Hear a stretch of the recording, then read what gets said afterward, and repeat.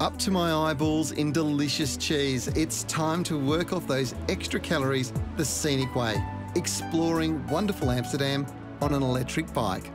Now, the Dutch population is widely acknowledged as having one of the highest rates of bicycle ownership in the world.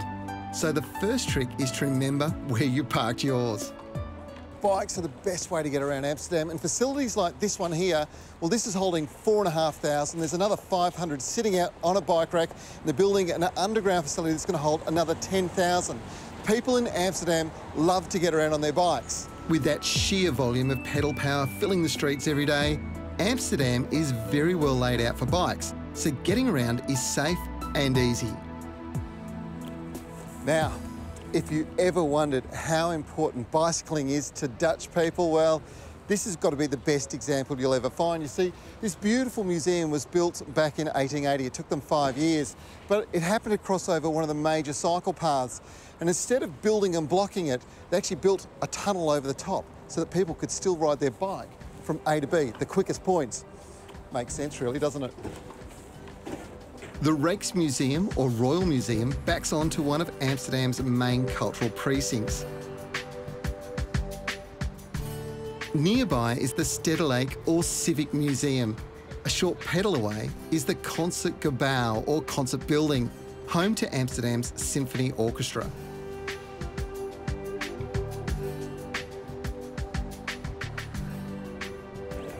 Now, one thing that you've got to make sure you do is stop here. This is the Royal Palace. It's a spectacular building. There's always heaps of activities going on.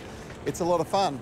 Now, the one thing that you do need to take note of is if the flag's flying, it means a member of the royal family's here. But it doesn't happen very often. They usually only come for ceremonial purposes. They live somewhere else. Oh, let's keep going. If you've ever heard of Amsterdam, then the word canal was probably mentioned in the same breath. The waterways the city is world famous for are today filled with private barges and glass-roofed boats showing eager tourists the sights of Amsterdam. You may even run across the odd floating busker.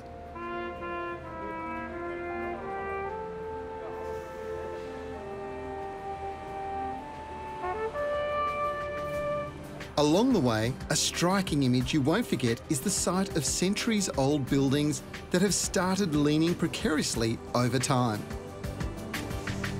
If there's one thing that the Dutch are famous for, it is their bulbs, and there are some sensational flowering bulbs that you can pick up from the local market. Now, the floating market in Old Amsterdam is definitely well worthwhile coming to walk through and appreciate. You can't buy the bulbs and take them back to Australia, sadly, but you can admire them and you can pick out varieties that you will be able to order either very soon, or varieties like these calla lilies, which are sensational plants and actually grow and are available in garden centres in Oz.